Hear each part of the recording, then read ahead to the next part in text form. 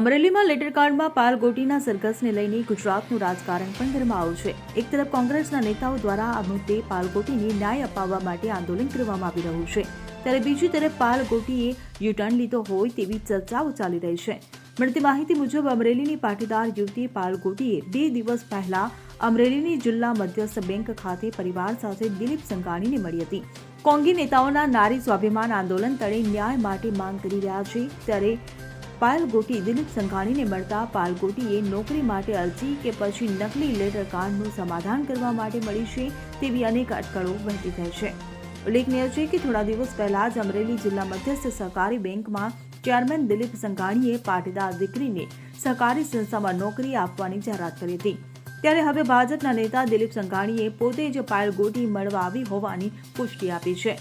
ત્યારે પાયલ ગોટી અને દિલીપ સંઘાણી વચ્ચે થયેલી વાતચીત ખાનગી રહેતા રાજકારણ ગરમાયું છે. Bureau report CN24 news. હવે જુઓ દેશ દુનિયાની તમામ ખબરો તમારી આંગળીના ટેરવે. ઉઠાવો મોબાઈલ અને Google Play Store પરથી ડાઉનલોડ કરો અમારી CN24 ન્યૂઝ મોબાઈલ એપ.